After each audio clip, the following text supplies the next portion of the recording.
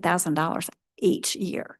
And so as they used those funds, then there was no more CPS. Do we anticipate this amount that you see, the 499, to be the future going forward, or? Yeah. And let me just talk about that 499. That was not a CSP. That was actually a special grant. Do you want to talk about that grant, or you want me to? Okay. It was actually a grant that came out of Senator Hyde-Smith's office, and it was for some really cool equipment that I don't understand, but like virtual reality. And so each of the schools got some equipment to do some special some things. And so that was a one-time grant, and it was for equipment and training on that equipment. So there was no money for the operating during that. And the CSP is no longer granted to our agency. Yeah, a nonprofit holds that now. So all of our money, in 25 was the first year we didn't have the CSP. And that was also a year that we had a fluctuation in the state revenue. In 25, we did not have any general fund appropriation. That was the first year that we did not have that. And so whenever we don't have the federal money, then that means the technical assistance that we used to give, the CSP grant, 7% of that went to the authorizer to provide specific technical assistance to those charter schools. And when we don't have that, the technical assistance has to come from general fund and special funds. We were using special funds this last year because you had, I guess, some money saved up there, and that's why we didn't do the general. How is that balance for special now? And let's go to the next. Is that one. later in the slides? It's the very next one, I think. Okay. And we actually have two for that. So you'll see that every year. So if you look at this, the general fund is in your dark blue, and then the special funds are in red, and then the expenditures are in the light blue. And so the revenue has increased every single year. And in the last year, we had just a little over $1 million in that fund that was collected. Let's if you go to the next slide. I want to point out that if you just look at just the expenses to just the special funds, we could have never funded ourselves with just using special funds. If our budget is 1.4 million and we're only collecting $1 million, then we can't sustain that with just special funds. And the other thing I want to point out is there is money, a cash balance, which it has been sufficient, but because the way the authorizer gets their money is unlike other special funding agencies, it comes in once a year, and it's based on the school funding formula. So it comes in October and November of each year. So we need a year of a cash balance in advance. Do you want to say anything? So your budget request is 1.46. So you're saying you need authority to spend the 1 million on the special funds plus the difference from general? Is that what you're saying? What we had asked for in the budget request was for 30% to come out of the general fund and let us have 70% out of our special funds. The other thing I want to point out, and I don't know where we are on the slides, but I'm sorry. no, you're good. No. You're good. So there's a fluctuation. We've been very blessed that we've had an increase in that revenue every year, and you can see that looking at the red lines. But there's been a change in the funding formula, which has changed the ad valorem taxes. And based on that, we're projecting that the next year that we'll have $500,000 less, at 510,000 less. And so we have to be careful of only having our special funds as our use, because that can fluctuate. There's other factors besides ad valorem taxes that can affect it. Enrollment can affect it. And we're always a year in arrears of getting that money. So it's nice to have a cushion, but it's also nice to have some of our general funds. Okay. Then if you want to go to the next slide. So the budget request is what you were asking about. And so this is what we'll talk about for just a minute. The expenditures in FY25 are reflected. Our FY26 appropriation of the 1.4 million is shown, and that was all in special funds. The Legislative Budget Office did not give us what we requested in the legislative budget recommendation. So I'm off a slide. Sorry, I'm catching up with my words. So we had requested 1.461 is full authority of things that we needed. We asked for increases in every category. The legislative budget recommendation took us back to the FY 26 appropriated amount with just a slight increase for fringe benefits. We think we can probably operate at the LBR. But what I would like to point out is that there is some legislation that's already been introduced this year that could have an effect on our operations and could have an effect on our revenue. And so we want to just have the flexibility to be able to talk to you throughout the session to say, hey, this bill is going to affect what we're doing. That same bill can have a huge effect on a lot of your other agencies because so many things are in that bill. And so we just want to have that flexibility that we might come back to you and say we need to be funded a little bit differently, because if things happen, then we're going to have new policies, we're going to need new consultants, we're going to need all kinds of things. So Let me ask you real quick, and I apologize for just jumping in here, but if I don't ask now, I'll forget. I'm curious, I saw the FY 25, the salaries were just over 500,000 and now we're up to almost 700. How can we account for the difference, or are we hiring new people or just pay raises, or what's the deal? So the FY 25 is expenditures and FY 26 is appropriation. But we have had a slight increases. As Dr. Commentary introduced her staff, 3 of the people that work for her are doctorates. And so the salaries are higher. But we also are trying to add a 6th position. And so that's already built into that budget. We haven't done that yet, but it's funded. And that's because of the growth in schools and the needs of the agency. And you can talk more to that.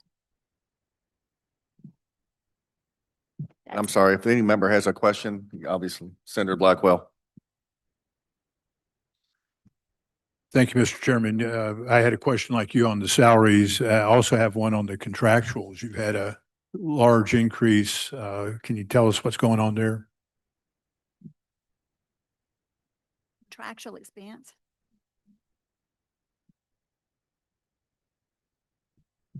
Yeah. Lisa just reminded me that I was supposed to tell you that almost 30% of our contractual budget is direct support to the charter schools. There's technical assistance it's given to them. We also hire consultants to come in if we've got new applicants to help them through the application process so that we get good quality schools. And so that's part of that. We also have costs for consultants to help us with the financial issues. We've had to have some CPAs come in and do some deep dives on some of our schools' financial records. In the past, we had an attorney on staff. We no longer have that attorney. So we have hired an expert that has school experience that can give us some legal support as well. You don't have the Attorney General's office. They don't represent you. You had to They used. okay. You had to hire out someone. Okay. Mm-hmm.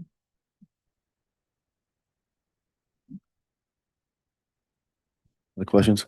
Mr. Chairman.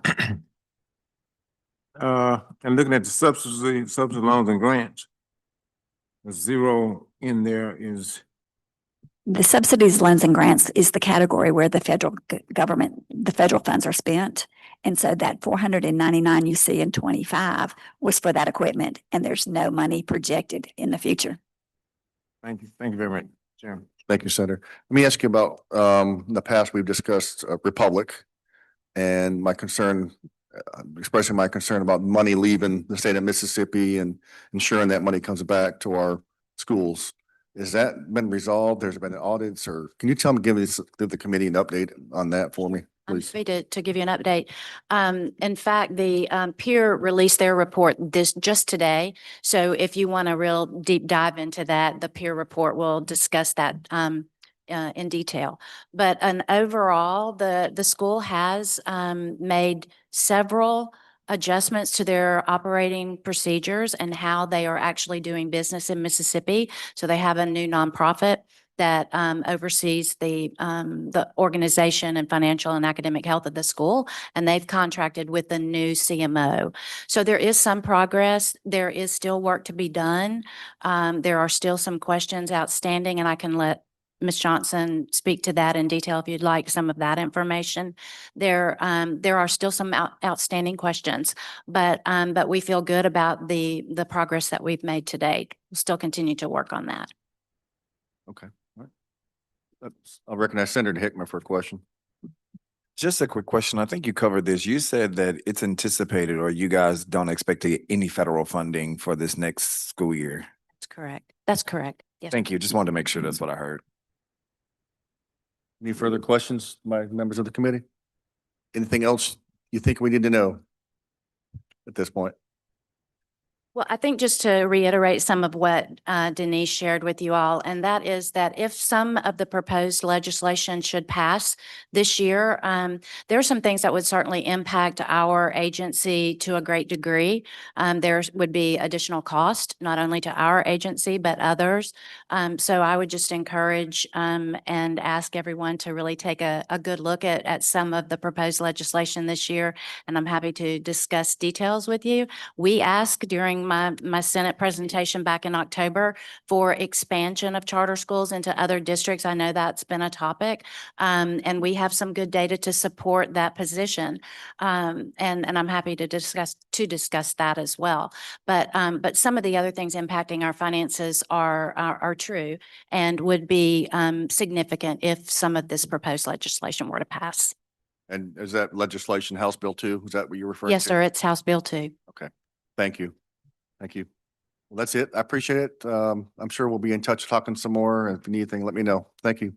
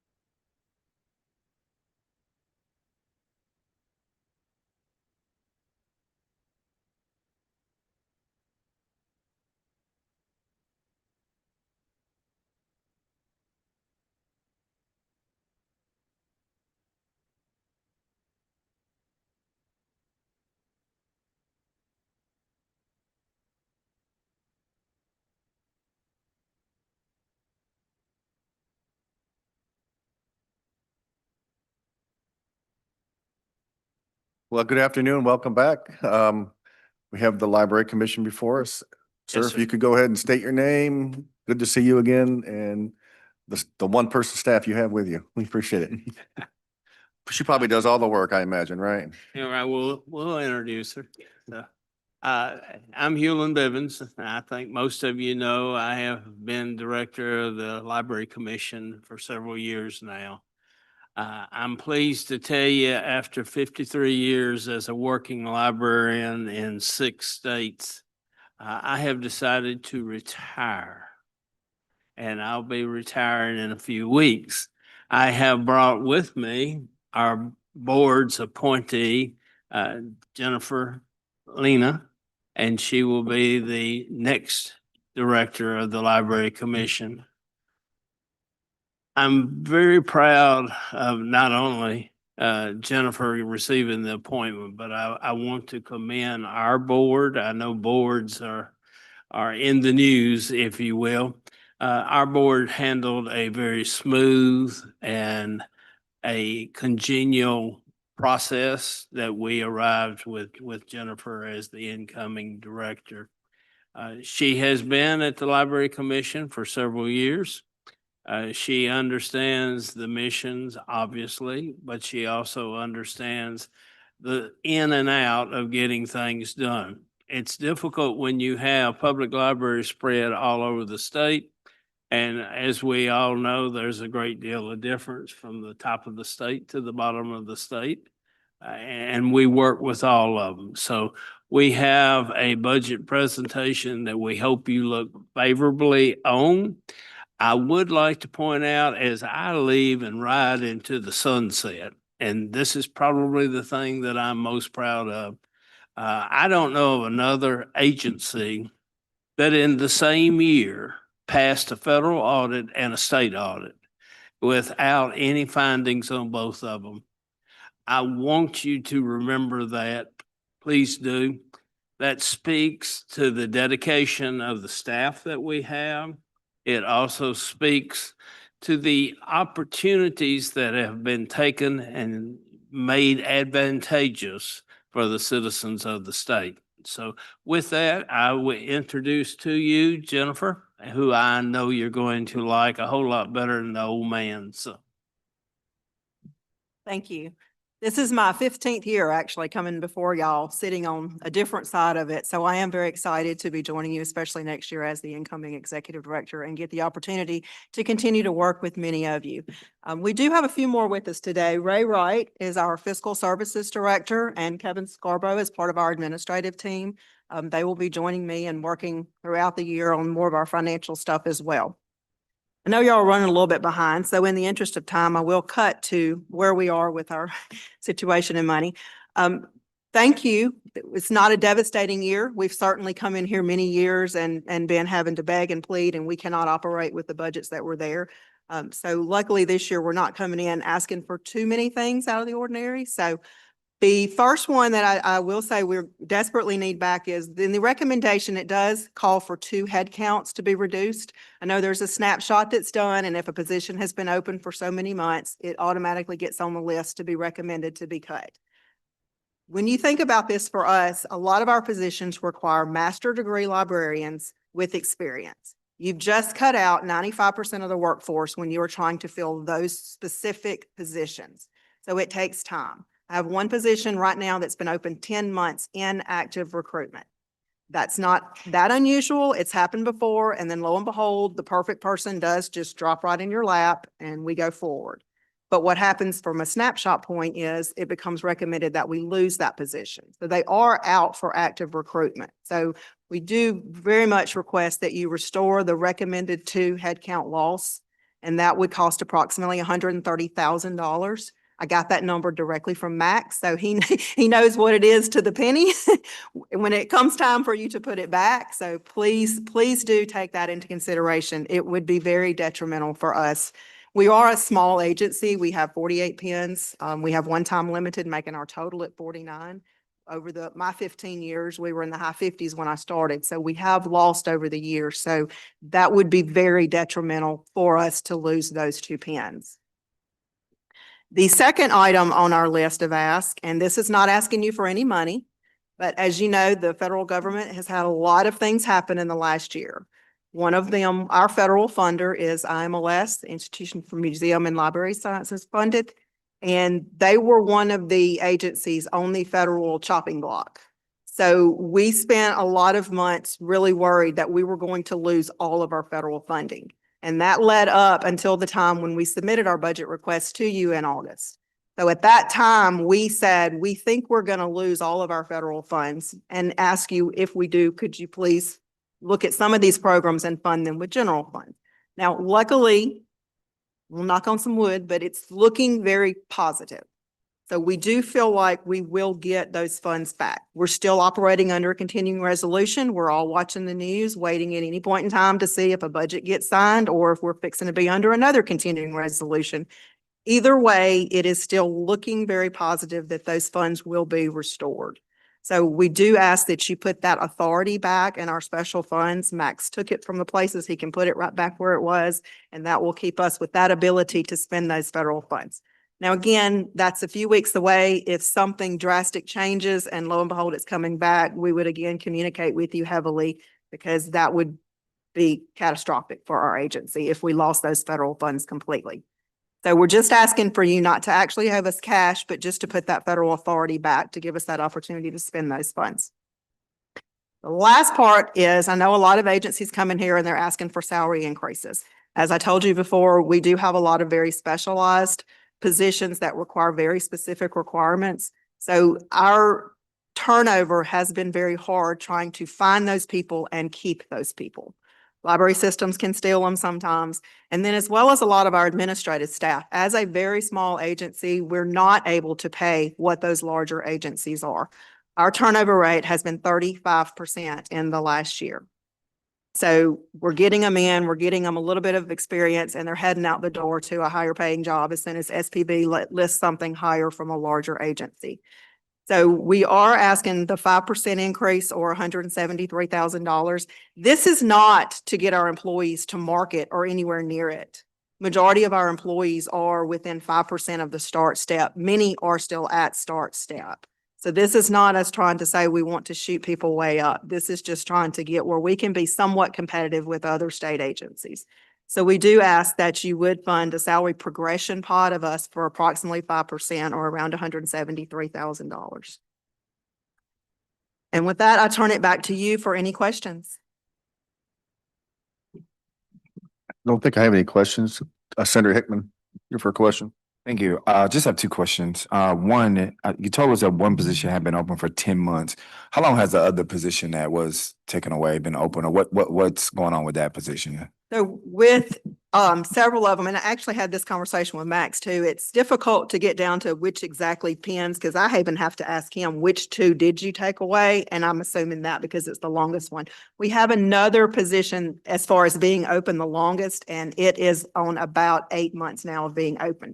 Again, we plan to recruit for that one coming up soon. It is in our technology area, also a very highly competitive area. And just one other question regarding your third point. You said your turnover is 35%. And I know, I mean, we see agencies all the time. We know a lot of that has to do with salaries, and we can't pay people what they're worth a lot of times. Is there anything else like are people retiring? Like, is 35% really like people going other places? 35%. It's some of that was retirements. We did have some that were retired. We had 3 very long-term employees that retired in the last year as well. Okay, that's just concerning to see that 30. It is very concerning, and it is an extreme cost for that constant onboarding. And then the lack of institutional knowledge that we've lost has been very, very critical for us in the last year. Thank you, Senator Hickman. Any further questions? Senator Wood, Senator Blackwell. All right, well, thank you. I think we appreciate you coming before us, Hugh. Enjoy your retirement. I think I'm jealous, and congratulations to Jennifer, or condolences, one of the two. I'm not sure yet. Let me Thank know you. later. And if we have any questions, just be in touch or anything to update us, if you don't mind. Appreciate it. Thank you so much. Have a good day. Next up, I think we have MPB.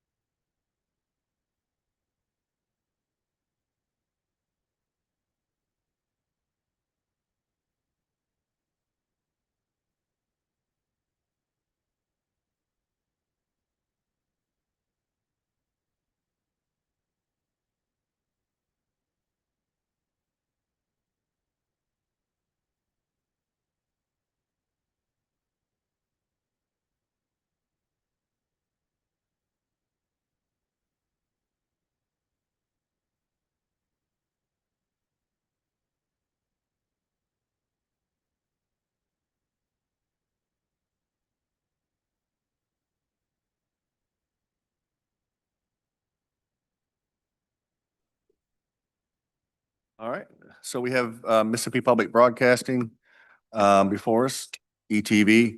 We got Royal and his staff and expert witness along with them as well. So So I'll turn it over to you, Royal. Thank you, sir. Thank you, Mr. Chairman. Appreciate y'all for letting us have a few minutes to share our budget request with you guys. As you have in front of you, our budget request, we'll just go through the numbers real quick. We're asking for an appropriation of $18,153,000. It breaks down this way in the general fund of roughly 4.8 million, with the exception of, it's flat, with the exception of $78,910. Our goal is to give salary progressions to our staff. We are trying to retain our top staffers, and we need to give some salary progression there. Education Enhancement Fund at 2.1, that remains flat. Additional state EEF funds, we're asking for an addition of $200,000. We need to purchase 4 vehicles, 2 for engineering. A lot of things that break at the transmitters happen after midnight, and these guys have to go out there late at night. And these are very rural areas, and they need to be able to get in and get out without any breakdowns of their vehicles. We have a couple trucks that are aging out. Additional state-supported funds, CEF, we're asking for 4.7 million. If you'll go down to the middle of that page, we break it out. So for full transparency, what the money would be used for. And then obviously special funds, which is our operations at 6.3, we're remaining flat there. So overall, we're just trying to keep it going like we've been going with a few exceptions and fix what we can as we keep going forward. We need you to take a look at and reappropriate one additional fund bucket that we've had for our digitization project. The funding that you originally gave us, we were able to use that as seed to get some grant money to help us out. Now we were spending that money first, and we need to reappropriate $522,000 going forward to keep the digitization. We've done probably, I think, close to over 50% of our library now in digitization, but our goal is to get it on our website so everyone can have access to it. The thing I really want to talk about, which really gets me excited, as you probably know, because most of you know me, I get really excited about what we do for this state, telling our story, talking about who we are, what we do, our food, our music. I mean, our culture is next to none down here. The food is, I mean, if you knew me before I took the job, I'm a half of a man of what I used to be because the food is unreal. And so that's what we're focusing on, is the programming that we do, because our programming is also tourism, because interstate tourism is just as important as people coming from outside the state, going from the Gulf to the Delta, to the coast. So some programming that's coming up on MPB that I think you'll find interesting. This summer, starting sometime around April, we're going to launch our new show called Southern Dish. This is a new program that focuses on our chefs around the state that have been there for a long, long time serving their communities. We're talking to them why they're doing it, what's the recipe that most people like to come in and eat, and we're showcasing them in a 13-week program. After the show is done, it will also be nationally distributed on the Create channel. And the host of that program is none other than Senator Lydia. So we tapped her to host it, and she's doing quite well. And so I'm really proud to have her as part of that show. But I think what's really important is that we're talking about what makes Mississippi great. That's what I get excited about, because it is about the food. Also, Thacker Mountain. If you listen to Thacker Mountain on our radio, you know how good it is. Well, we're going to bring that to TV. And that's going to be our Austin city limits for us throughout the nation. Once we get that show completed, it'll air inside the state. Then we'll take it to our southern states and the rest of the country and let them air it throughout the country and promote Mississippi, our authors and our music. The National Folk Fest. Those of you who attended that festival knew just how good it was for this city and this state. And we were the national media partners for that festival, and we will be for the next 2 years. We recorded live 12 concerts on the center stage, and those will air on MPB TV this summer. But we also broadcast live from the center stage all the concerts on MPB radio. We have testimony of folks driving through the state listening to MPB and decided to make a detour to Jackson to see what all the excitement was about. That's the power of MPB, because we were broadcasting that live. Now on the radio side, you all know about Mississippi Outdoors, been on the air for 40 years. Well, we're bringing that to radio now. Amanda Mills, host of that program, has her own radio show called Southern Wilds. It's about more fishing and more hunting, and why not? right? That's what we do in this state. At issue, some of you have been on the At Issue program on radio. We're going to carry that now for 52 weeks throughout the year, so we're expanding that.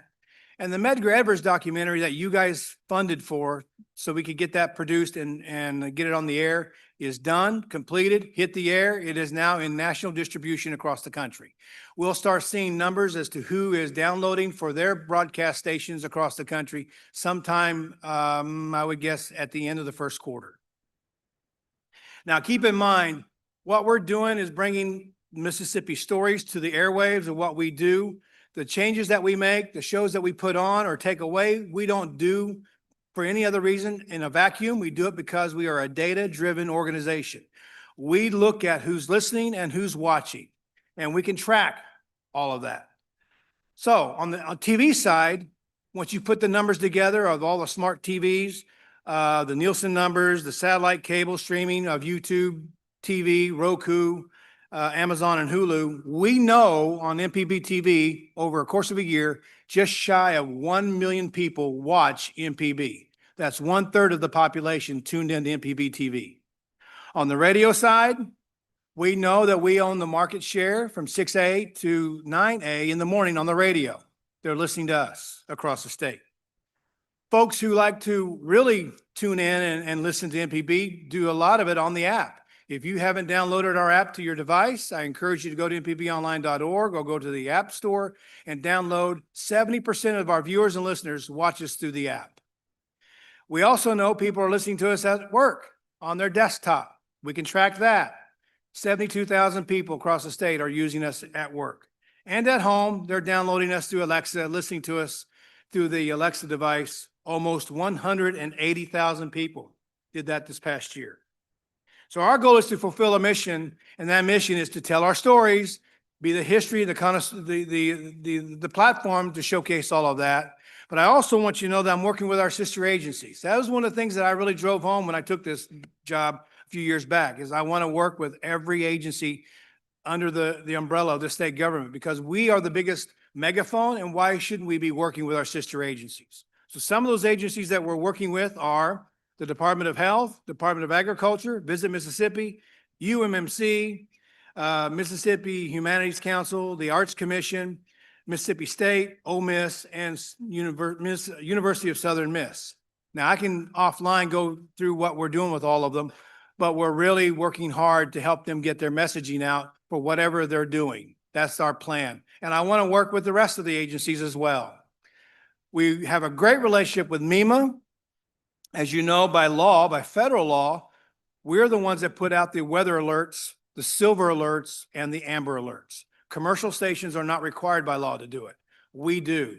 Last year, we pushed out over your phones almost 3,000 alerts. I apologize for waking you up in the middle of the night at 3 in, but that's by law, we have to do that.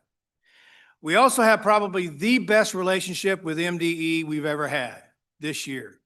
And I am so proud of this relationship that we have. As you know, Dr. Lance Evans came to me last year and said, I've got an idea that I want you to make happen. He says, I want a teacher in every classroom across this state that the school district can't find a teacher for, to teach algebra, math, English, and biology.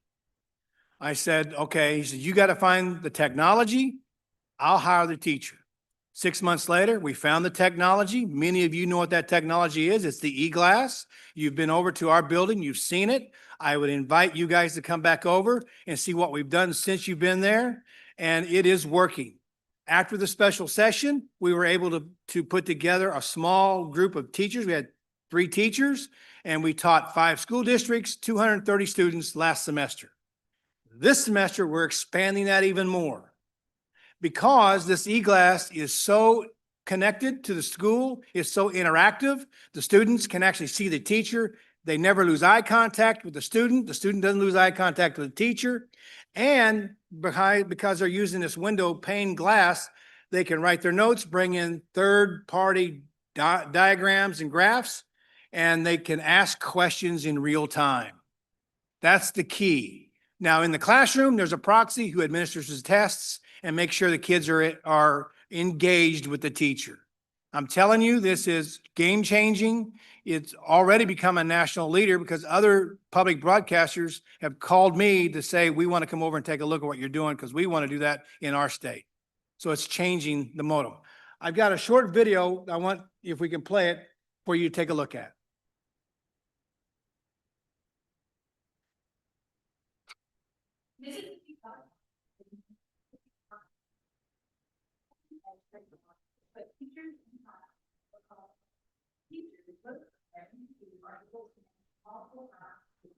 Teaching and with student questions, provide real time. This is a practical, scalable solution for addressing teacher shortage and putting qualified educators in classrooms, teaching subjects they are licensed.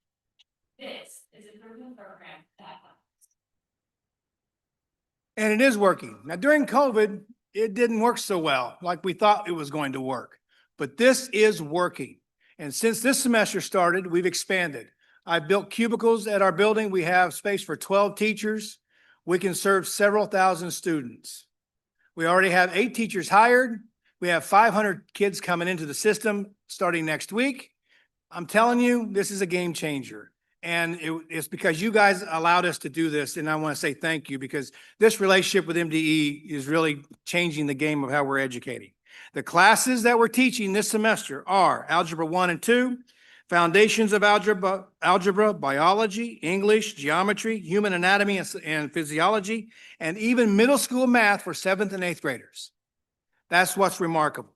So far, the schools that have signed up, and I learned today there are more that are coming in to get to the 500. But what I know of right now is Laurel, Moss Point, Perry Central, Port Gibson, Raymond High School, West Point, Yazoo City, and Yazoo County, and more are coming in. So I'm telling you, this is a game changer across the board, and I'm so excited about it. This is a great relationship between us and MDE, and they provide the teachers, we provide the technology and the pathway, and the schools are trusting us. That's the main thing. They trust MPB. Now, let me talk a little bit about early childhood. As you all know, because of early childhood in the state, what the kids get through PBS Kids is usually some of the only childhood content, educational content that they get. But we're doing more than just providing PBS Kids to the children. We're actually helping the daycare center teachers and our preschool and kindergarten teachers get their CEUs. They have to get these CEUs every year. So we're providing a workshop for them several times a year to qualify for the CEUs. Now, we're doing this statewide. Thanks to our folks at the Library Commission, we have 19 sites across the state that if they can't come to Jackson, they can go to that site, sign in, and participate in the workshop. We pipe it to that library. Last year, we gave out over 1,000 CEUs. So it's important that we continue this relationship with our daycares and MDE for our teachers. Also, PBS Kids, we can track how many schools, almost every elementary school in this state is accessing PBS Kids through MPB. I didn't know this until I was talking to a teacher who teaches kindergarten. They don't do nap time in pre-K and kindergarten anymore, so they have to constantly be teaching the students. Well, they use PBS Kids as supplemental educational content. Last year, we had over 200,000 per month come to PBS Kids through MPB. That's how vital we've become to the educational system here in this state. And I want to keep it going because we have a great relationship with the superintendent. We have a great relationship with the school districts across the state, and they trust us. And I want them to understand that we trust them as well. And the last thing I want to bring to the table, a couple of years ago, we did an ROI on our value back to this state. There is a value of what we do. And we did that basically on 2 items, our public service and our public relations values. Our public service value pertains to our in-state, my news team's journalism. It is balanced. Educational content, PBS Kids, the HIP program that we're talking about with MDE. Our programming, talking about who we are, what we do, showcasing the food that we're talking about, our culture over both radio and television. And then the public relations value is basically our outreach with our sister agencies, the governor's office. We do all of his press conferences for him. the State of the State, the Governor's Arts Awards, all of that, as well as our brand awareness throughout the state. Now, it was a complicated mathematical equation. I can take you offline and walk you through it, but it'll look like algebra to most of us. But at the end of the day, our value was $34 million back to the people of Mississippi. That's more than a 2-for-1 return to this people of the state. And I'll be happy to share that with you if you want me to share it with you. But what I'm proud is that we're really doing it. We're delivering to the people of the state, and you guys support us for that. And I want to say thank you. So I'm willing to answer any questions. Thank you, Royal. I do have questions, but before that, I wanted to recognize Senator Chastinall. Thank you for joining us this afternoon. And you couldn't find a better host than Senator Chastinall. We love her cooking. I know that for sure. So I recognize Senator Chastinall. Thank you, Chairman. When Mississippi went through the COVID experience, I watched restaurants that had been in business for 3 generations. I watched them close. And it was so hard for me to watch that because, you know, our people, our stories, our food, they're so intermingled. So I started coming up with an idea of maybe how we could bring back some of the eateries to Mississippi. And during this process, I was introduced to the folks at MPB and told them that I was desperately trying to help Mississippi's food industry. One reason is 100% of tourists eat. Think about it, whether they're here for civil rights, architecture, genealogy, blues, country western, whatever brings them here, everybody's going to eat. So in the course of some of our meetings, Royal and his team from MPB came and they said, well, we think we could do a show about this. And so I'm excited that they thought the concept was good. What was really scary was they asked me to host it. And every time I see talent by my name, I fall out laughing because that's not what I think of. I've been going around with a group of people from MPB. I hop in the van with this crew and we take off to different parts. We've been all over the state. I am happy to report to this committee that Mississippi's food industry is looking good, and I hope it looks better. We've got young chefs. They're all well-trained. Many of them are culinary school graduates. We found out that we actually have some James Beard nominees. I didn't know that. We just picked out places we thought were good, and lo and behold, when they listed the people that were James Beard nominees, 4 of them were on the list. So hopefully this will be good for Mississippi, but I'm here to tell you that working with the people at Mississippi Broadcasting has been an eye-opening experience for me in a very good way. And I didn't realize what they did. I think about everybody else. It's Big Bird, Sesame Street. No. So much more value to Mississippi. And I thank them for believing that maybe we could help improve our restaurant and hospitality business and bring more people here. More people that come to Mississippi will realize that we've got wonderful folks and it's a good place to eat. And thanks, MPB, for letting me help get that story out. Well said. Thank you, Senator Chastinall.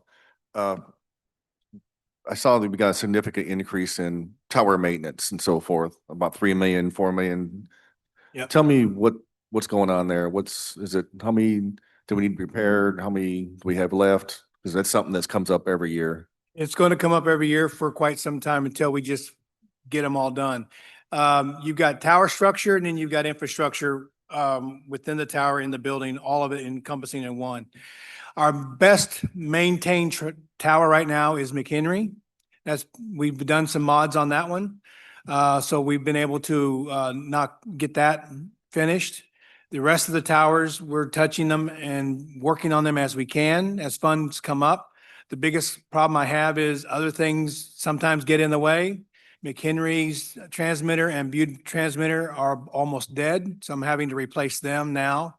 We're at, I think, less than 50% capacity on those old tubed transmitters. So those things like that is what always seems to get in the way. So, but yes, we are focused on the transmitter, the towers themselves, and we have gotten McHenry probably the best structured repaired. I was in a hearing this morning with the Wireless Commission, and they said they've got roughly 88 towers and so forth throughout the state. Is there an opportunity, is it feasible for the two of you guys to work together to maybe reduce your maintenance costs, share towers? I Would don't, love that to sit down. We've sat down and have had small conversations about that. But I would love to have more in-depth conversations and see what we can do, because I would love that relationship. okay. And lastly, you talked about the distance learning and so forth, which is going really well. I think we appropriated 2.1 last year for that. Are you asking for another 2.1, or is that through I'm not you, the sure. department, or is that gonna? It's under MDE, and I'm not sure what he's asking for on that. Okay. No, right. yeah, So you're not asking for any increase or any appropriation for that project itself? no. Okay, no. thank you. No. I'll turn it over to the committee for any questions that may have. Senator Hobson? Thank you, Mr. Chairman. Royal, thank you for the presentation. And I do think that I'll plug for your group, and one of the things, I mean, shows like the Mississippi Roads and the outdoors and stuff that it's fun to watch and good. I enjoyed the hunting shows, fishing shows, and in addition to some of the things that I didn't even know about Mississippi, and I've been here most of my life. So that's good programming. Look, I just want to commend you. I've seen the virtual learning stuff that you got, and to all my colleagues here, if you haven't been or haven't seen it, it is really hats off to you and your team for putting that together, and indeed too, because I think people not realizing, I've talked about this for years, and when we have such a teacher shortage in Mississippi, and here's an opportunity to get some of the best and brightest teachers in Mississippi that can teach to hundreds, if not thousands of kids around our state. And the look, if you get a chance to go see it, y'all, it's way better than I ever envisioned or imagined. I expected a teacher to be standing up on a chalkboard or on a white screen and have their back turned and maybe write some things down. This is learning a way that a child can jump right in and be engaged quickly. So really keep that up. I look forward to that expanding. That's been a passion of mine for a long time, and I look forward to that expanding so that every child in the state of Mississippi has access to the quality education they need. If they can't get it in their district because they're short on teachers, if they can't get the classes, maybe they're advanced learning. You mentioned a few of the classes. What were some of those high-level courses that you mentioned that were Physiology, yeah, stuff like that biology. schools aren't even offering those programs. Right. And so if I'm a child in a small school district that doesn't have that, I've got it now. I've got the potential to have it now. So I think that's very I think important. it's even surprised the teachers who are doing it, that the kids are that engaged. Yeah. So Well, I just wanted to offer that commendation, Mr. Chairman, because you use the word game changer, and yeah, we throw that around a lot in this business, but what a difference that can make for education in our state. So thank you. my whole goal is to be a solutions provider. That's the whole point here, is to provide a solution. Right. Well, thank you, Senator Hobson. I know you've been an advocate for that for multiple years, and to see it come to fruition. Yeah. It's really amazing. I've been over there. It's really amazing. Senator Hartness for question.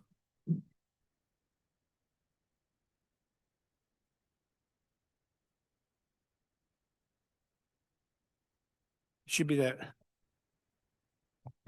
Want to make sure I wasn't the only one that couldn't work it. My question is, I'm new to all this. Don't know where the budget, it sounds like 100% of the budget just by talking that you get from the state, I'm assuming. Is there any possibility of selling some of these classes in that time? I come from a homeschool background. And I'm sure these are 50-minute to an hour classes. Is there a way to sell any of these programs to the schools, homeschools, charter schools, that type thing? Is there a revenue that can be gained from that, so you're not 100% dependent on revenue from the state?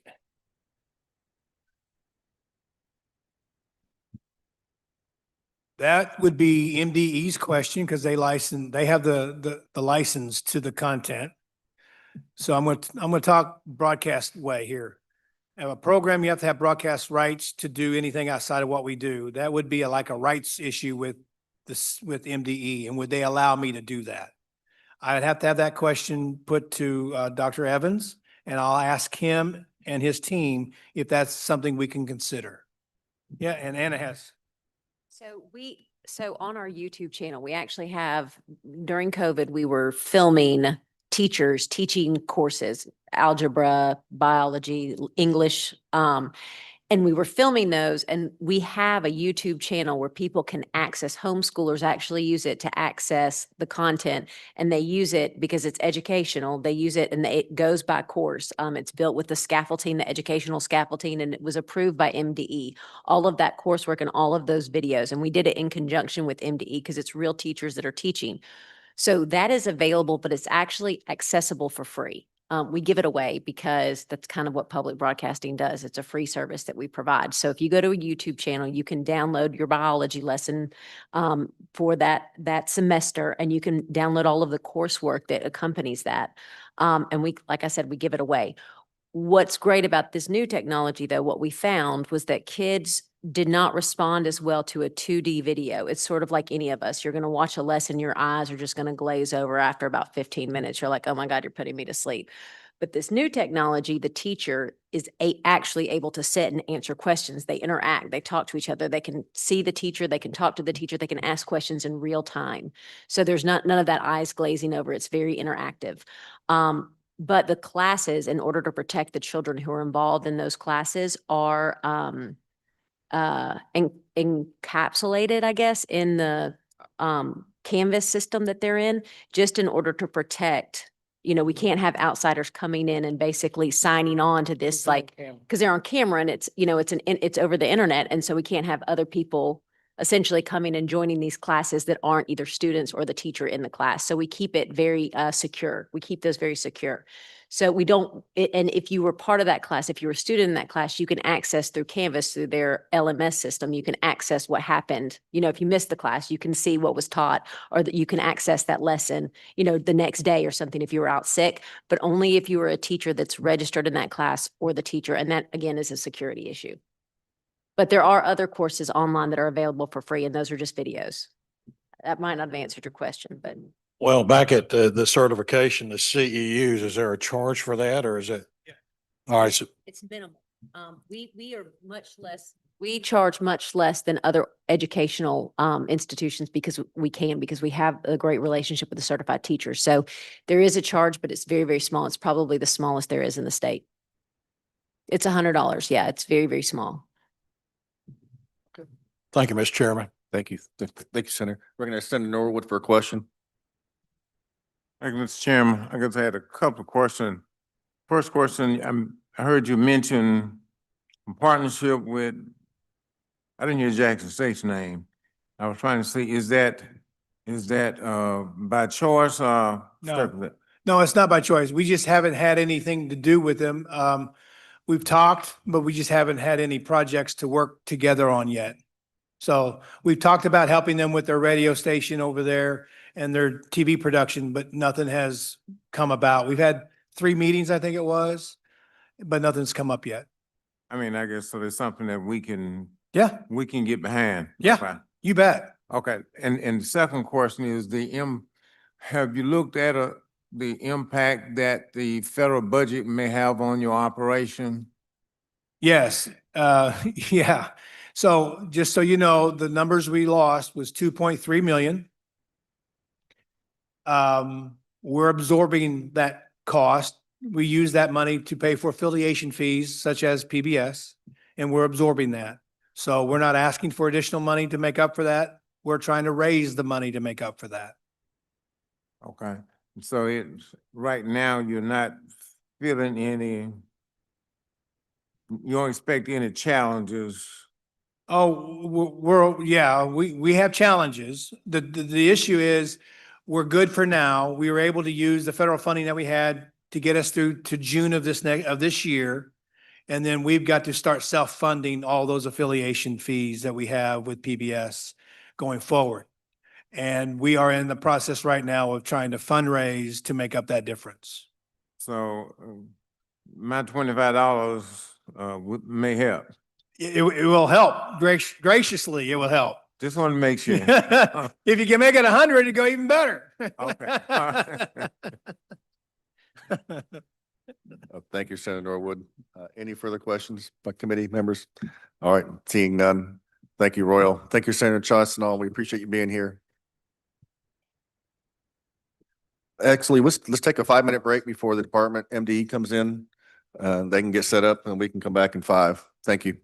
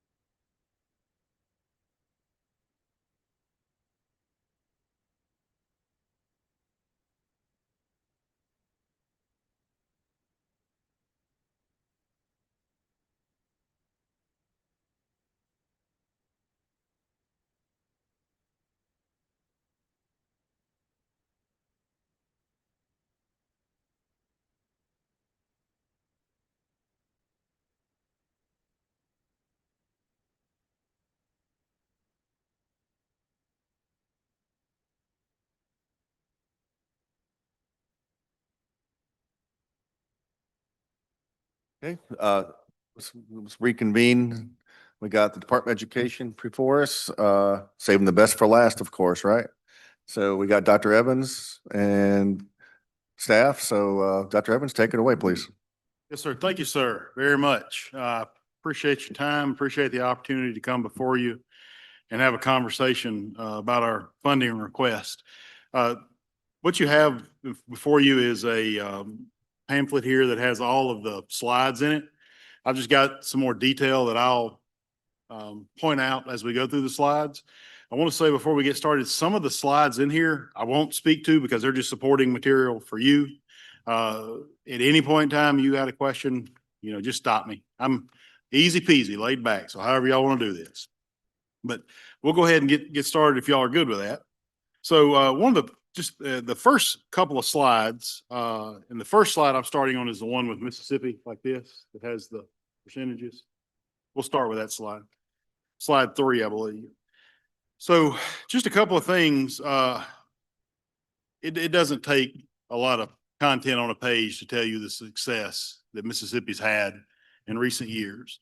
And we're very lucky to have this success. We're very lucky to have the relationships that we have with our lawmakers. And it's one of those things to where our success, I will tell you, is a direct result of everyone working together and being on the same page from a policy standpoint, from a funding standpoint, from a MDE, the department standpoint, and then our teachers and administrators and school district, because the bottom line is in the end, we can have all the greatest ideas in the world, but if the educators can't implement it in the classroom, that's where, my grandfather used to say the rubber meets the road. That's where it all happens. And we have to make sure in everything that we do that we're providing the support they need and what we're doing makes sense and moves the needle. Because you think about it, just a little over a decade ago, our graduation rate was at 75% in the state of Mississippi. And currently it's almost 90%. And then in February, our board will approve a new graduation rate that I think you'll also be very pleased with. This is not public yet. We know at one point in time, our fourth graders were the bottom of the barrel. Everybody used to say, thank goodness for Mississippi, right? We know they don't do that anymore. They're chasing Mississippi, which as a result, we understand the importance of being chased. We have to continue to push forward, push our agency forward, and push our state forward with continuing to raise those expectations that we have. And I'll speak to that a little later. But just making sure that we're all on the same page. We want the same thing. We have the same desires, the same outcomes. And you can look at the slide without me having to read it to you. You see those the increases in fourth grade reading and fourth grade math. We're not satisfied with where we are. We won't be satisfied until we lead the nation in those. But we also have some specific initiatives that we'll talk about in these slides that we feel are important to continue to move in the state forward. So the next slide deals with the percentage of 4-year-olds that are in publicly funded publicly and privately, funded pre-Ks. You see the uptick from the 23 year to the 24 year with 61% of our students that are in pre-Ks. A piece of information that I think is very important is we did see an increase from 23 to 24 in the number of students that are in state-funded pre-Ks. We now have 20% of the students that we have in our state and pre-K programs in state-funded pre-Ks. And that increase is attributed to the increased funding. As funding increases, we see increases in those numbers. It allows us to open up more collabs, provide more support, provide more coaching, and increase those opportunities for our youngest students to ensure their success as they transition into kindergarten and then moving forward. The next slide you'll see, we are very proud that this year we did eclipse our previous record high with 77.3% of Mississippi third graders passing the third grade gate on the first attempt. That's a big number. That is outstanding. That's over 3/4 of our students that passed that on the first attempt. That's a testament to the work that's taking place in our schools with our teachers and administrators and school boards. But again, those teachers need to deserve all that credit for what's happening there. The next slide looks at MAP. academic progress. You've seen this slide many times. It's slide 6 in your packet. All it does is it breaks down, excuse me, it breaks down the percentage increases in proficiency in mathematics, ELA, science, and U.S. history. And it's that comparison from 19 to 2025. Again, that's self-explanatory. The next slide, and again, these are just to show you successes, is all these are. Dr. Evans, in the map, those are tests given in the 4th through 8th grades. Third through 8th. Clarification Yes, sir. for the committee. Yes, sir, 3rd through 8th. So in addition to that, it's Algebra 1, previously U.S. history, but now Algebra 1, biology, 10th grade English, and what I'm leaving off, biology 1. So all of those together. Yes, sir. And if you'd flip to slide 7, it's just, it pertains to work keys. And just a couple of facts that I thought would be interesting to you. In 24-25, we did have 25,917 students that earned the National Career Readiness Certificate across the state of Mississippi. And you see that increase, steady increase year after year. Remember, the state funding for ACT work keys began in the 21-22 year. And you've seen, obviously, that's where this chart begins. And we've continued to see the growth because we've continued to see the importance. And people have started valuing work keys more and more and more as employers. So we are now at a record high 69.9% of our students in the 24-25 academic year. And of course, we have no reason to think that won't continue to increase year after year. The next slide looks at schools and districts and their grade levels. You see, when this goal was originally established, only 62% of our schools and districts were rated a C or higher. Today, 80% of our schools and 87% of our districts are rated C or higher, which as a result, I know you've seen in the last 2 months or so, 3 months, we did raise our academic standards in our state. So basically what that means is it is more difficult now, or it's more rigorous. The level of expectation has been ratcheted up. So to be an A, B, or C district, as well as D or F, but I'm going to speak to A, B, or C, it is more difficult. And we did this in a way to where it previously was just a norm reference statistical methodology, where it had, and this is just a little context, where we had a forced distribution of how A through Fs were distributed. We did transition that to what we refer to as a hybrid approach. So now we have the standard scores, just the cut scores like we've always had, but there is no forced distribution of A through F. So previously it was the norm bell curve, and you knew X% A, B, C, D, or F, no matter what. That's not very fair. When it was done 10 years ago, it was what they thought was the best thing, but we've evolved. So I will tell you, I have no reason to think that 2 years from now, our schools and districts won't be meeting that threshold again. And I think it's great if we have to be sitting at the table 2 or 3 years from now, having to raise those expectations again, because we've been applauded nationally for that. And I hate to take so much time on this, but this is a very important point. Mississippi is at a very pivotal point from an academic standpoint, in the K-12 world. Many states, when they got to the point that we are at, made the decision to either keep their academic standards where they were, or some have actually decreased them a couple of times in some states. Again, we didn't. We doubled down, if you will, and increased those standards. So, and I'm going to be honest with you, I've heard very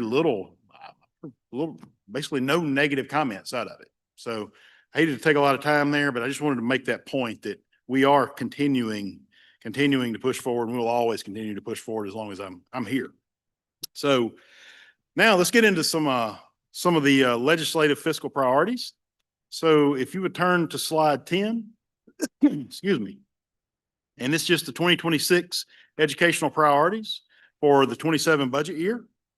These are in like really no particular order. They're just listed here. But the first are classroom initiatives. Like I was saying earlier, we have some large scale initiatives that will address some of the areas that we're very honest with ourselves at the department. We know there are areas that we're very successful with statewide. We also know there's some areas that we're not very successful at. And the two first initiatives here with the literacy piece and the mathematics piece, we are trying to fill the areas in which we feel as though we are not meeting the bar. We're deficient there.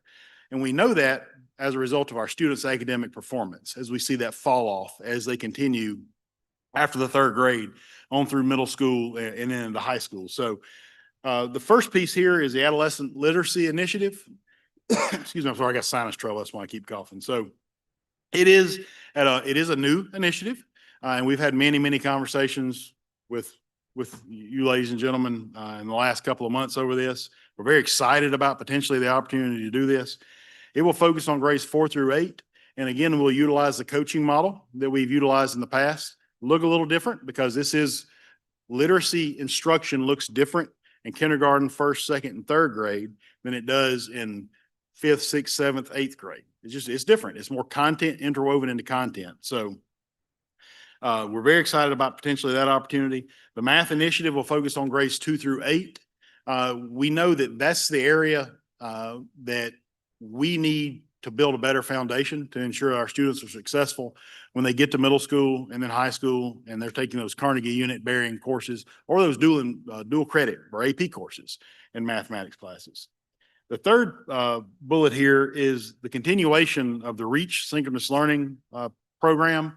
I saw MPB, I believe, was in here right before I came in, and I think I'd heard a couple of y'all maybe asking questions there. I would put that up against any program. Now, I still have not been here that long, but I would put that up against most any program or partnership that two agencies have put together in quite some time, because we're being very successful with that. We're leveraging the expertise of MPB, the expertise of MDE, and we now have, because once the budget finally got approved last year, it was like a sprint to get that thing open. We got the doors open day one of school, but we were limping along because we were trying to get rolling. So let me ask you about that program. Yes, sir. When Royal Els was here from MPB, he said we're going to have up to 500 students and folks. We'll have up to 500 students and so forth enrolled in the program. Where are you finding the teachers to teach in that program? And are all school districts aware of the program? And how can we encourage greater participation for that? Yes, sir. Thank you. Very good question. Thank you for asking that question. So we will currently have over 500 students enrolled. 10 districts are partnering so far. The teachers are a bit of a combination. Some are teachers that were actually already hired at MPB. The lion's share of them and the backbone of the teachers that will fill these positions, though, are teachers that are still in the ed prep programs. So instead of them going and doing their student teaching for a semester in a whatever school, happy day school, they're actually coming and doing a year-long program, a year-long student teaching experience with us. And they're teachers of record. Their supervising teachers are the certified teachers that we have there at MPB. And yes, sir, we've promoted it. We'll continue to promote it. We've got a session to promote it at Mass. The superintendent's conference is coming up at the end of the month. And it's beginning to really, like I said, it took a minute to get going, because by the time we got that funding and got everything, people already had their schedule set. But I'm very proud of that team, because we're literally so nimble in that. If a district calls us and says, hey, we're 3 weeks into the 9 weeks and my algebra teacher just left me, well, guess what we do?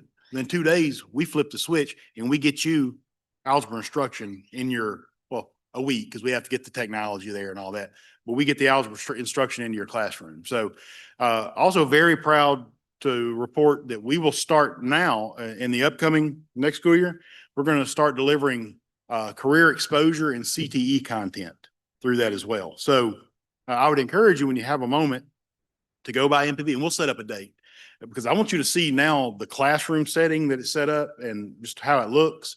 And then again, for you to be able to see that e-glass. And we also have the teachers go out to the classrooms at town to meet the students. Is the district responsible for purchasing the equipment, or does the department help supplying or offset that? So we do not buy like individual student technology whatsoever at all. But what we do provide is the television and a camera. We did in this first the early adopters.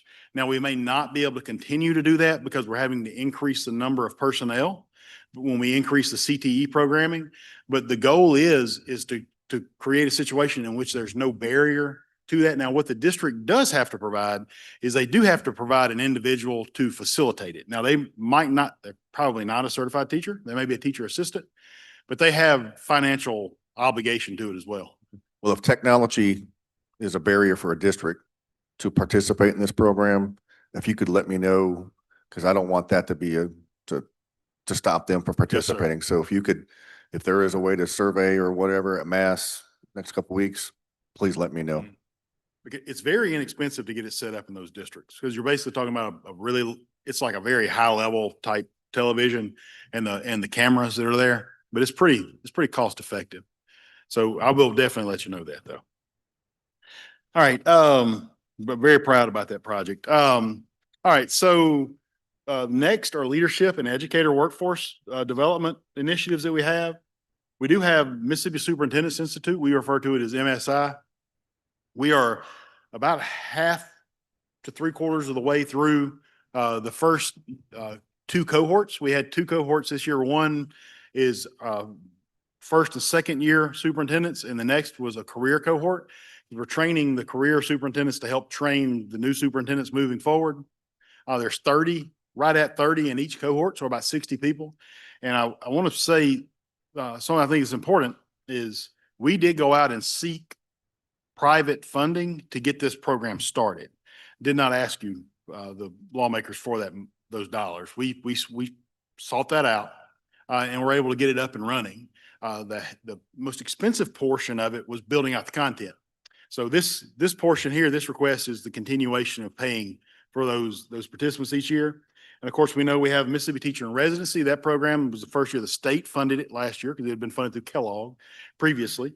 About 236 teachers took part in the MTR program or taking part in it this year. And then Orientation for School Leaders, which is OSL, it's a $272,000 request there for it. Okay. Let me get caught up in the slides. All right.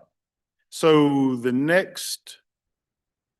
so now what you will see, and I'm not going to read through all these word for word because I've talked through some of them already, but slide 11 and 12 are just basically the in the weeds content that I just discussed for the literacy initiative, the math initiative, the REACH program, and MTR. That's basically the things that I just talked about. I just wanted to make sure you had that for you to refer back to in your information here. So actually, I'm sorry, actually slide 13 as well. So all 3 of those were the information we just discussed. So slide 14 is a continuation of educational priorities. And these are classroom initiatives. And what you have here is the 5 classroom initiatives. They look at the expansion of early childhood programming. This was a request that we had last year as well.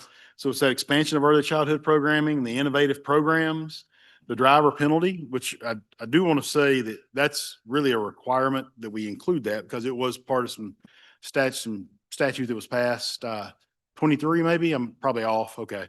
Years run together on me. So we're trying somehow to get that work. If that doesn't eventually get funded, we're going to have to figure something out there because obviously the issue that's associated with it being in law.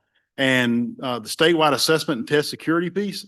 So it's a $5.1 million increase. And I want to speak to that right quick.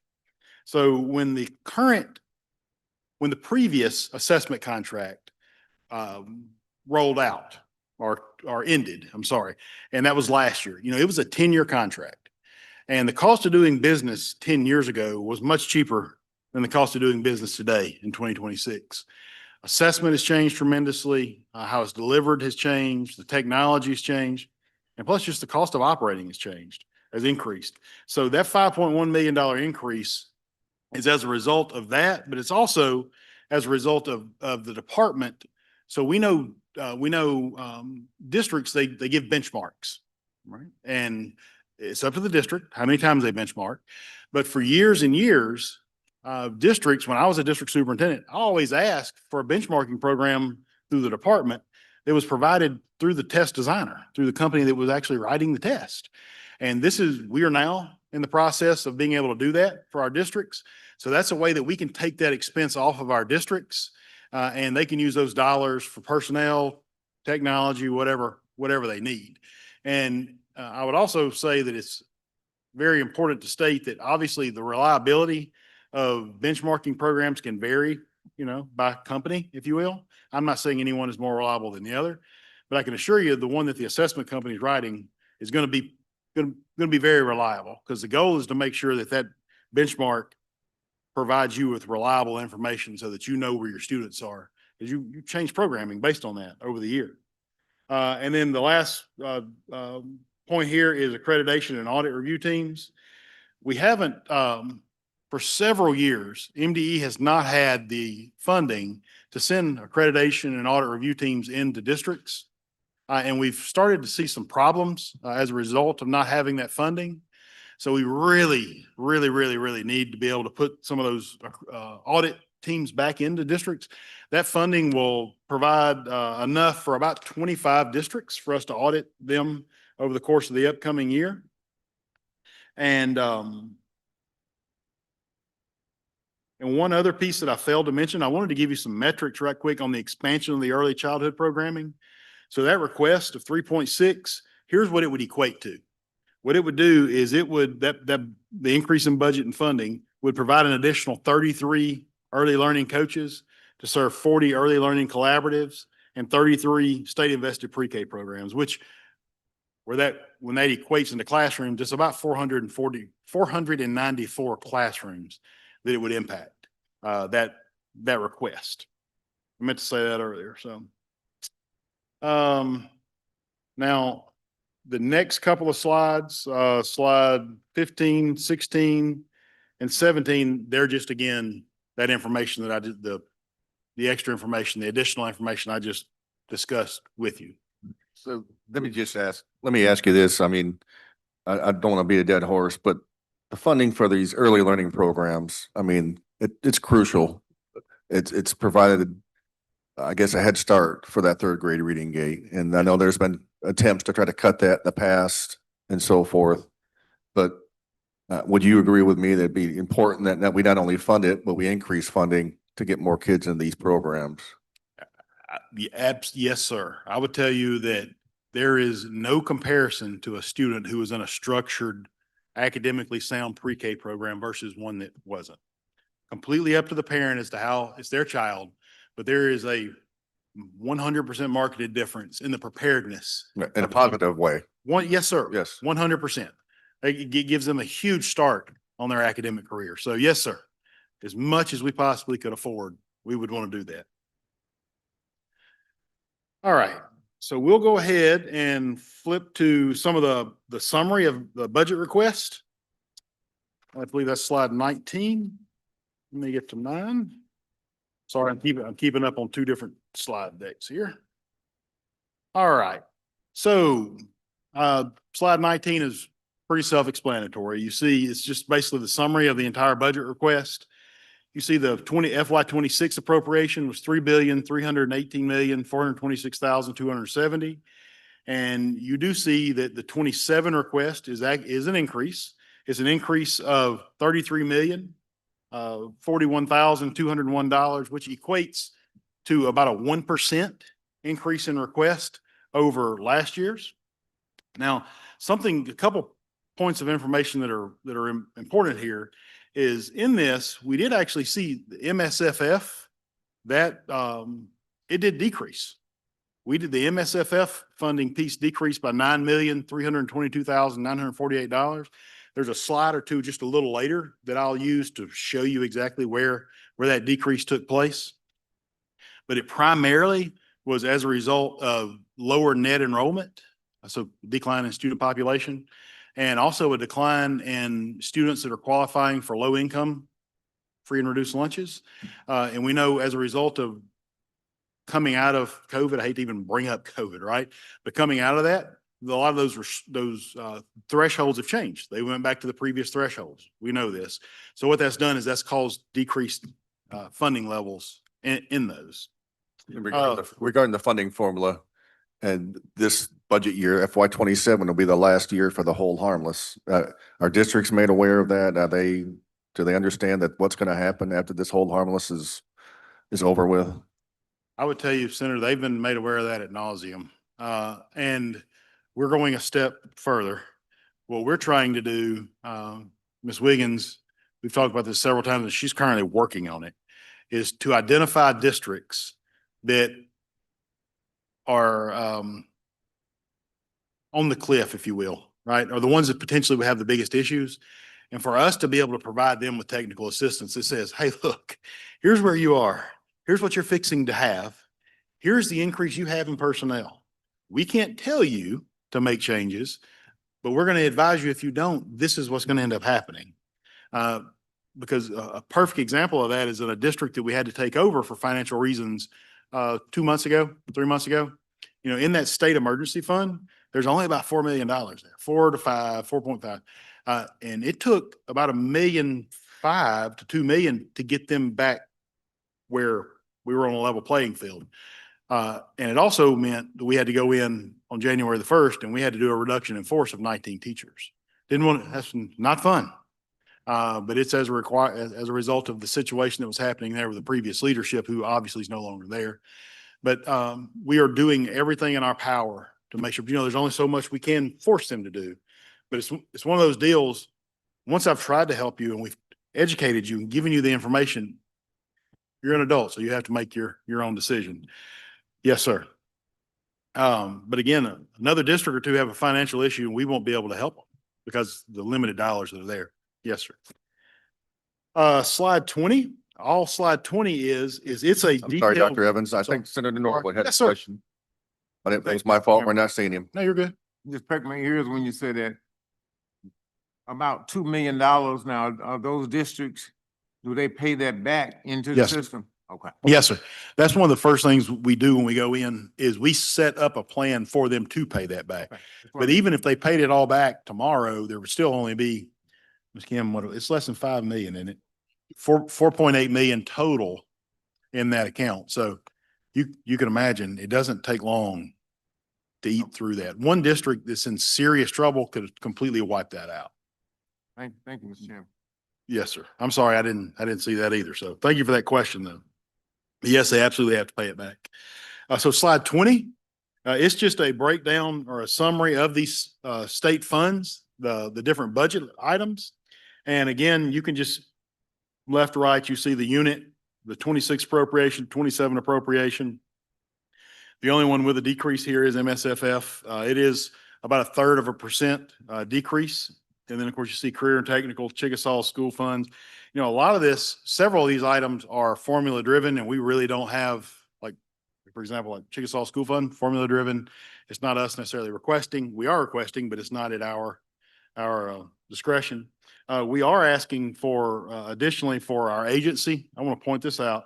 We are asking for an increase in operational budget. We do run, it's in here, I'll have to find it here just in a second, at about, it's less than 0.75%. Yeah, I think it's less than 1%, 0.65, thank you. We run the agency on 0.65 of 1% of the budget. So we are very lean. Lots of times people see that total budget and they think MDEs, the coffers are flush. We're simply a flow through, you know that. Those dollars flow straight through us to districts. So we are asking for an increase. Some of that is, a lot of that is due to SAOs, how we're trying to change how the SAO process works to generate a greater return on that. Some of that is in anticipation of what's going to happen from at the federal level, shifting that responsibility to us, which some of that is already kind of still real foggy there as to what's going to happen. But several things there. That's the driving force behind that request, that increase. Again, it is, but overall for the entire state budget, and I didn't mention this earlier, that entire request for 27 is $3,351,467,471. And again, that is a $33 million increase in requests, like I said earlier, which equates to 1%. Now, slide 21, I'm sorry, slide 21. And this is just a further summary breakdown of some of the budget items. Excuse me. Under general education, these are primarily the direct supports to school districts. And you see we've got like the examples underneath each item where it's basically National Board, Educable Child, buildings, buses, and I'm not going to read those all, but those are those items. And again, some of those are formula driven and some aren't, but it is an increase of 7.43% in that request. And the total increase in request over the 26 request is $35,895,133. And again, the second one under MDE operations, that's what I just spoke about earlier, that increase that we were requesting, which is 0.65 of 1% that we're asking for. Actually, I apologize. We run on 0.65, like I said earlier, of 1% of the budget. It is about a 22% increase that we're requesting at the agency. Slide 22. Again, it's just a breakdown of MSFF. I'm not going to read those to you. Of career and technical ed, those increases, Chickasaw School Fund, and then again, the entire budget for K-12.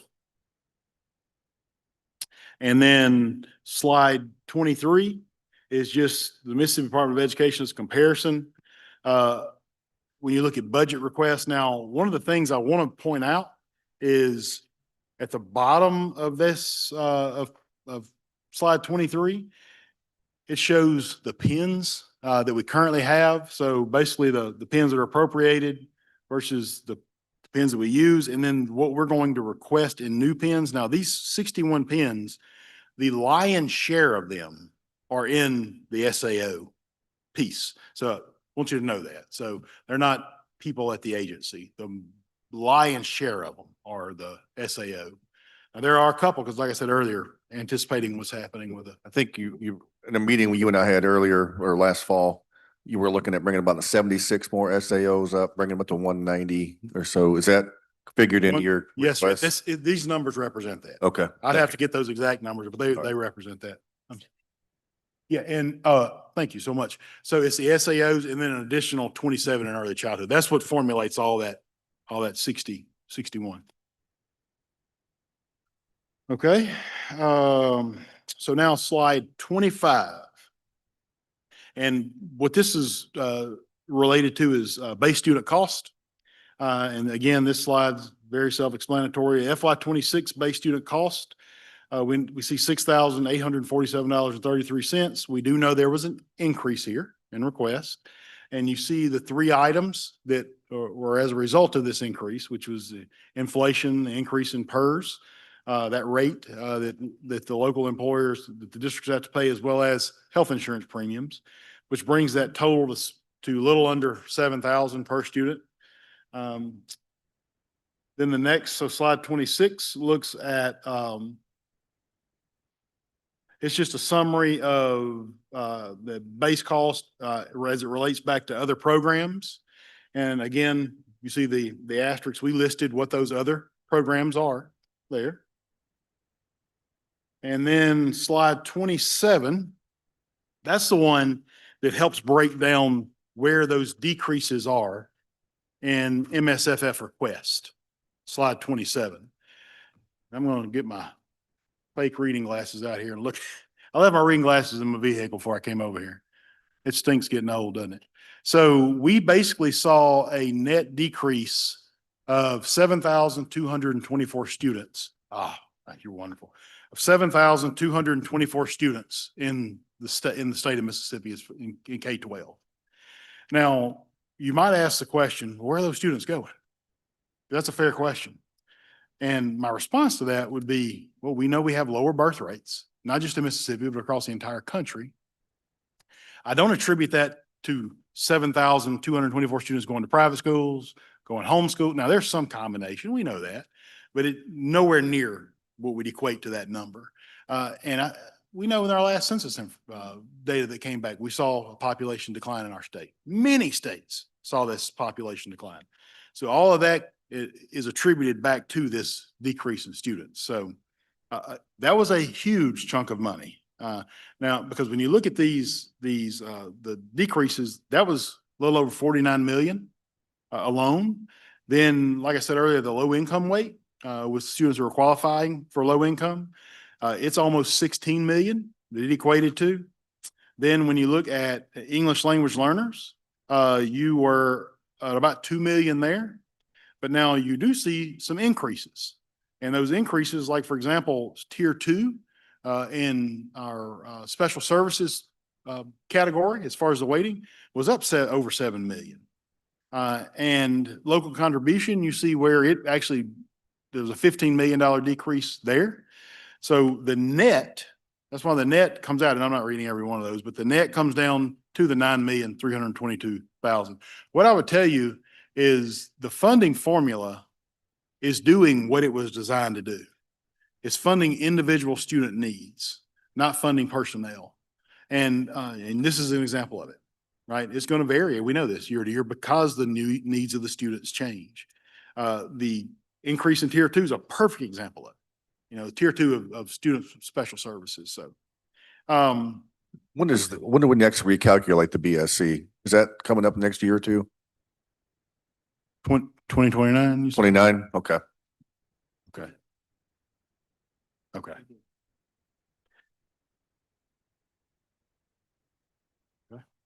All right. Okay, and then some of these other slides are just purely informational. The next one, slide 28, looks at the other programs, and it's just taking that information from the previous slides and actually putting it in a large slide for you to be able to see it easier. It's just it outlines each program and those requests associated with it. Slide 30 looks at Elbow's base funding level, the base funding level funding comparison.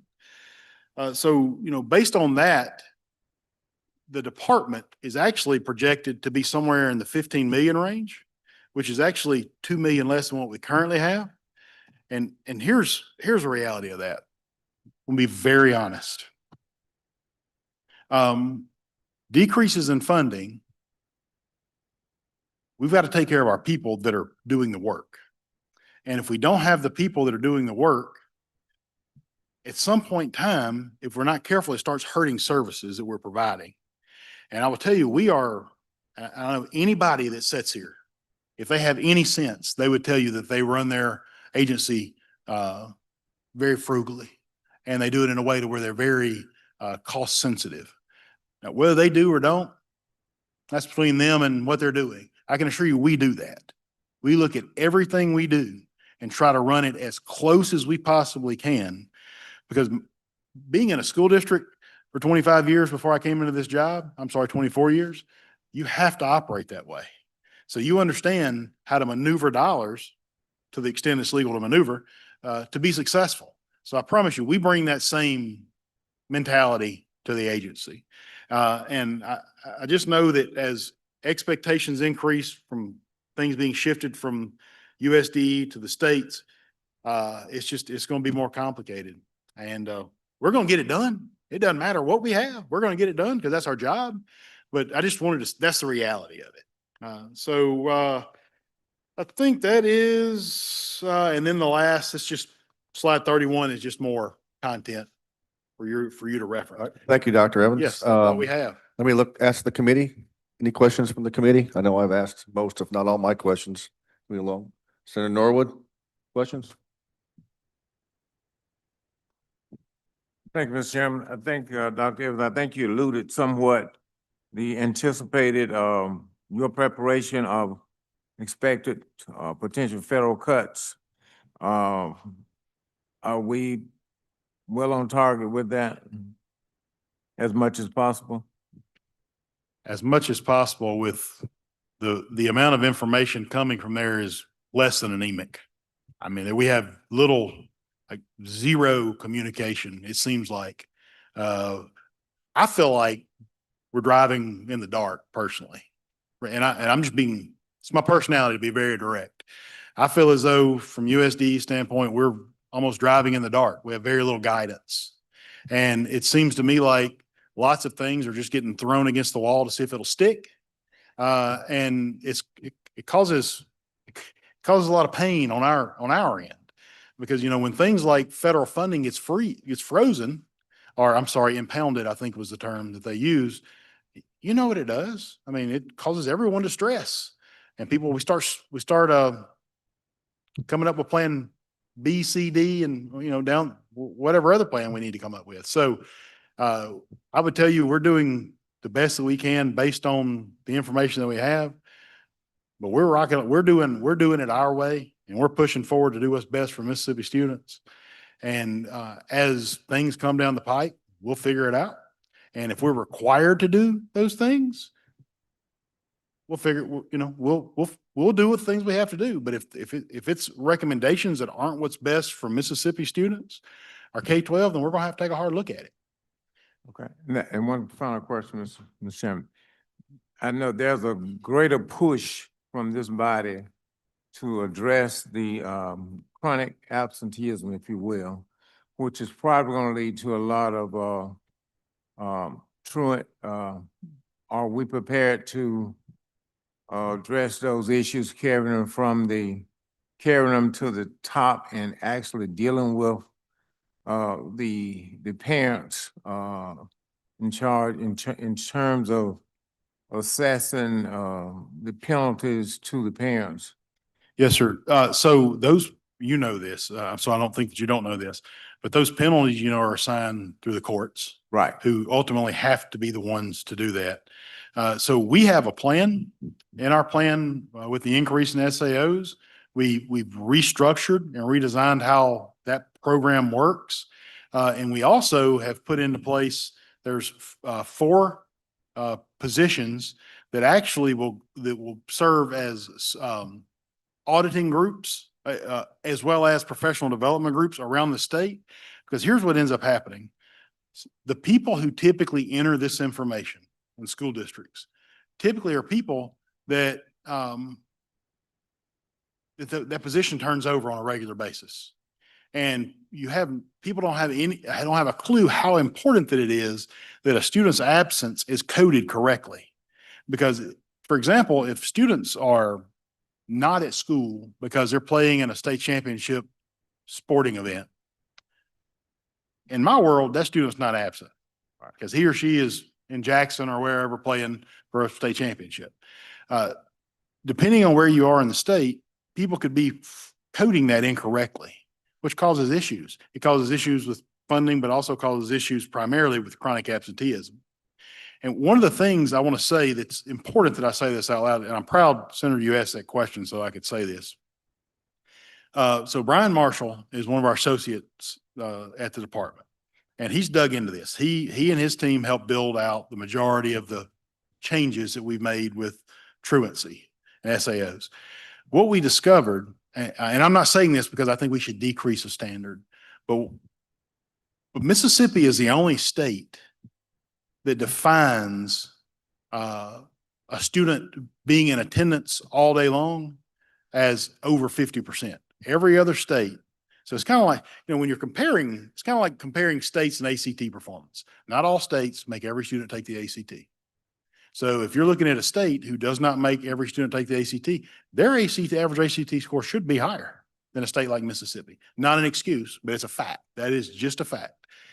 When you look at absenteeism rates in other states, their threshold for being absent is at 50%, where ours is at 63%. So not only 63%, but 63% of the academic day.